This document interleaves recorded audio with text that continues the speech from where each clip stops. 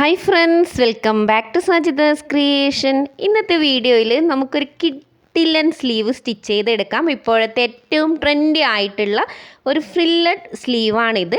റെഡിമെയ്ഡിലൊക്കെ നമ്മൾ സുലഭമായിട്ട് ഇപ്പോൾ കാണുന്നത് ഈ ഒരു മോഡൽ സ്ലീവാണ്. അപ്പോൾ നമുക്കിതെങ്ങനെയാണ് സ്റ്റിച്ച് ചെയ്യുക, കട്ട് ചെയ്യുക എന്നൊക്കെ നോക്കാം. ബിഗിനേഴ്സിന് പോലും ഈസി ആയിട്ട് ചെയ്യാൻ പറ്റും കേട്ടോ ഈ ഒരു സ്ലീവ്. ഇനി നമുക്ക് ഇതെങ്ങനെയാണ് കട്ട് ചെയ്യാൻ നോക്കാം. നോർമലി നമ്മൾ സ്ലീവിൻ്റെ വീതി എടുക്കാറുള്ളത് ഇതുപോലെ ആം ഹോളിൻ്റെ അളവെടുത്തിട്ടാണ്.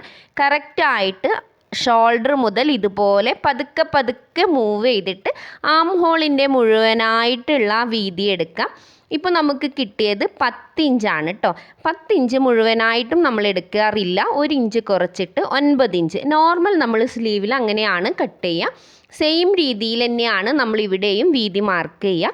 ഇപ്പോൾ ഞാനിവിടെ ക്ലോത്തിനെ 2ആയിട്ട് ഫോൾഡ് ചെയ്തിട്ടുണ്ട്. കാരണം ഞാൻ ഒരു സ്ലീവ് മാത്രമാണ് കട്ട് ചെയ്യുന്നത്. നിങ്ങൾ 2 സ്ലീവ് കട്ട് ചെയ്യുന്ന സമയത്ത് ക്ലോത്ത് 4ആയി തന്നെ ഫോൾഡ് ചെയ്യണം കേട്ടോ.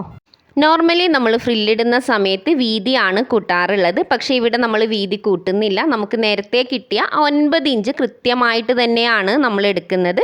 നിങ്ങൾക്ക് എപ്പോഴും അറിയാം, ഫ്രില്ലഡ് സ്ലീവ് ചെയ്യുന്നവരാണെങ്കിൽ വീതി നമ്മൾ ഒത്തിരി കൂട്ടും അല്ലേ? അങ്ങനെയല്ലേ നമ്മൾ സാധാരണ ഫ്രില്ലിടാറുള്ളത്. എന്നാൽ ഇവിടെ അങ്ങനെയല്ല ചെയ്യുന്നത്. ഇവിടെ ഫ്രില്ലിനും വ്യത്യാസമുണ്ട്, അതുപോലെ തന്നെ സ്ലീവ് കട്ടിനും വ്യത്യാസമുണ്ട്. നമ്മൾ ഇറക്കത്തിലാണ് എക്സ്ട്രാ കൂട്ടുന്നത്. അതായത് നമുക്ക് സ്ലീവിൻ്റെ ടോട്ടൽ ഇറക്കം എടുക്കാം. 18.5 ഇഞ്ചാണ് എനിക്ക് ഇറക്കം വേണ്ടത്. അതിൻ്റെ കൂടെ ഷോൾഡറുമായിട്ട് ജോയിൻ്റ് ചെയ്യാൻ ഒരു 1/2 ഇഞ്ച് എക്സ്ട്രാ വേണം, അപ്പോൾ 19 ഇഞ്ച്. അതുപോലെ തന്നെ താഴ്വശം ഫോൾഡ് ചെയ്യാൻ 1 ഇഞ്ച് വേണം. അപ്പോൾ ടോട്ടൽ എനിക്ക് ഇറക്കം വേണ്ടത് 20 ഇഞ്ചാണ്. ഞാനിപ്പോൾ 20 ഇഞ്ചിനേക്കാളും ഇറക്കം കൂടുതലുള്ള ക്ലോത്താണ് എടുത്തിരിക്കുന്നത്. ഇറക്കമാണ് നമ്മളിവിടെ ഫ്രില്ലിടാൻ വേണ്ടിയിട്ട് എക്സ്ട്രാ കൂട്ടുന്നത്. അതെങ്ങനെയാണെന്നല്ലേ നമുക്കത് നോക്കാം കേട്ടോ. ഇവിടെ ഇപ്പോൾ 20 ഇഞ്ചാണ് എനിക്ക് ഇറക്കം വേണ്ടത്. പക്ഷെ നിങ്ങൾ വീഡിയോ കണ്ടാൽ മനസ്സിലാവും, ഞാനിവിടെ ടോട്ടൽ ഇറക്കം എടുത്തിരിക്കുന്നത് 32 ഇഞ്ചാണ്. അതായത് ഇറക്കത്തിൻ്റെ കൂടെ 12 ഇഞ്ചോളം ഞാൻ എക്സ്ട്രാ എടുത്തിട്ടുണ്ട്. എനിക്ക് വേണ്ടുന്ന ഇറക്കത്തിനേക്കാളും കൂടുതൽ എടുത്തിട്ടുണ്ട്. ചെറിയ കുട്ടികൾക്ക് ചെയ്യുകയാണെങ്കിൽ നിങ്ങളൊരു 6 മുതൽ 7 വരെ ഇഞ്ച് എടുത്താൽ മതി. വലിയവർക്ക് ചെയ്യുമ്പോൾ 10 മുതൽ 12 ഇഞ്ച് വരെ നമുക്ക് ഇറക്കം എക്സ്ട്രാ കൂട്ടാം. അത് നിങ്ങൾ പ്രത്യേകം ശ്രദ്ധിക്കുക. ഇറക്കത്തിലാണ് നമ്മൾ ഫ്രില്ലിടാൻ വേണ്ടി എക്സ്ട്രാ കൂട്ടുന്നത്. അപ്പോൾ ഞാൻ മുകളിൽ നിന്നും താഴേക്ക് നമ്മൾ എക്സ്ട്രാ എടുത്ത ആ ഒരു 12 ഇഞ്ച് ഇതുപോലെ മാർക്ക് ചെയ്ത് കൊടുക്കുകയാണ്.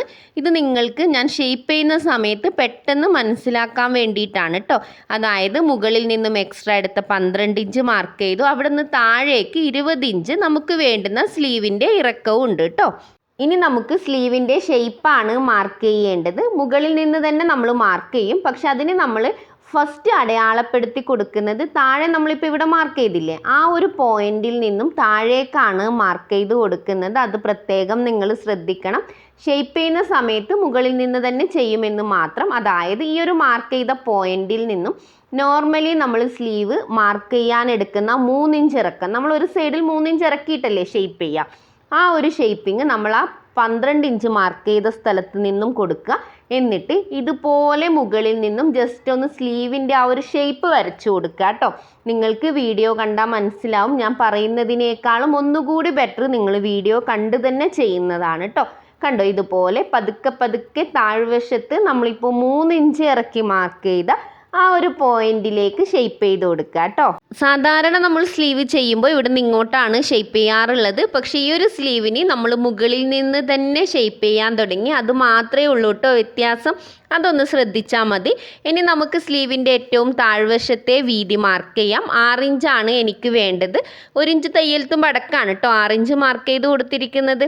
ഇനി നമുക്കിതാ ഇത് രണ്ടും തമ്മിൽ യോജിപ്പിച്ച് കൊടുക്കാം. കണ്ടോ, ഇത്രയും മാത്രമേ നമ്മുടെ സ്ലീവിൻ്റെ മാർക്കിങ് വരുന്നുള്ളൂ.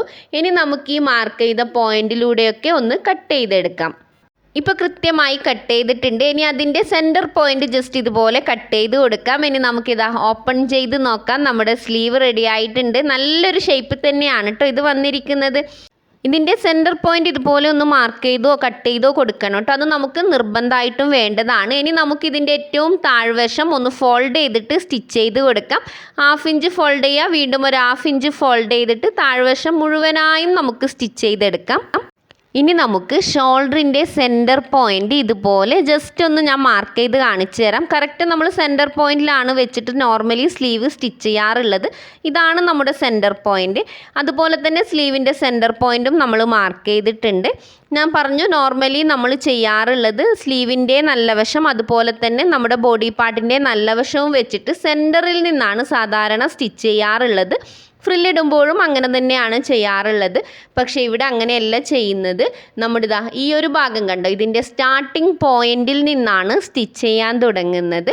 എന്നിട്ട് സെൻറ്റർ വരെ നമ്മൾ ഫ്രില്ലിടും. അപ്പോൾ നമുക്ക് സ്റ്റിച്ച് ചെയ്യാൻ തുടങ്ങാം. ആദ്യം തന്നെ ഇവിടെ വെച്ചിട്ട് ജസ്റ്റ് ഒരു 3 ഇഞ്ചോളം കയറ്റി നമുക്ക് സ്റ്റിച്ച് ചെയ്ത് കൊടുക്കാം. അതുവരെ നമ്മൾ ഒരു ഫ്രില്ലും ഇട്ട് കൊടുക്കുന്നില്ല.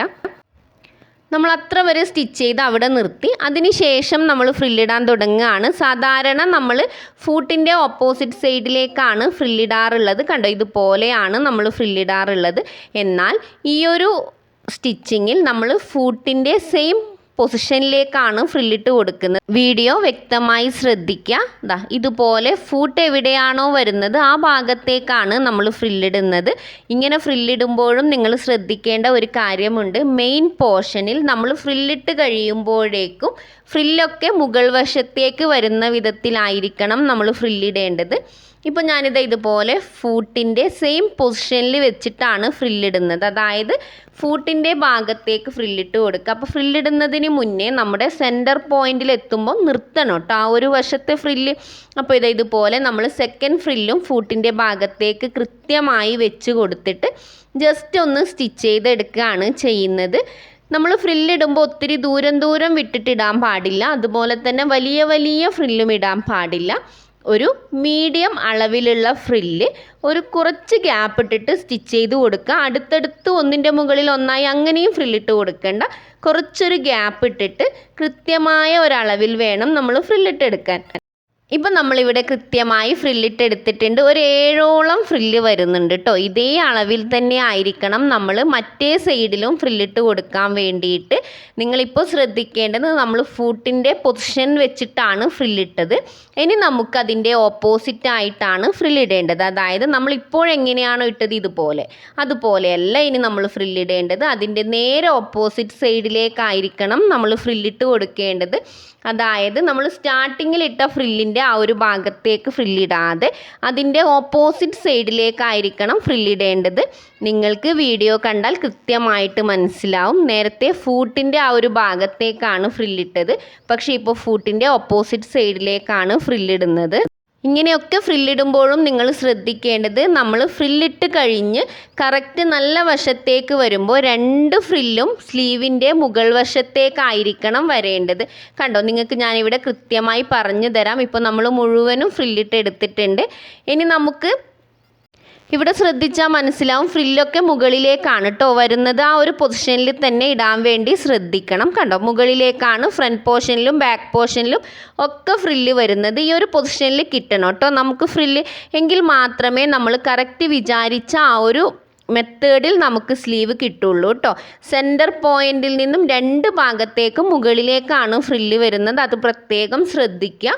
സ്റ്റിച്ച് ചെയ്ത് കഴിഞ്ഞ് നമ്മൾ ഓപ്പൺ ചെയ്യുമ്പോൾ സ്ലീവിൻ്റെ ആ ഒരു ഭാഗം കണ്ടോ, അത് ഈ ഒരു പൊസിഷനിൽ വേണം കിട്ടാൻ വേണ്ടിയിട്ട്. എങ്കിൽ മാത്രമേ നമ്മുടെ ഫ്രില്ല് നമ്മൾ വിചാരിച്ച എഫക്റ്റിൽ നിൽക്കുകയുള്ളൂ. അല്ലെങ്കിൽ നോർമലി നമ്മൾ ഫ്രില്ലിട്ട് ആ ഒരു ഫീല് മാത്രമേ വരുള്ളൂ കേട്ടോ.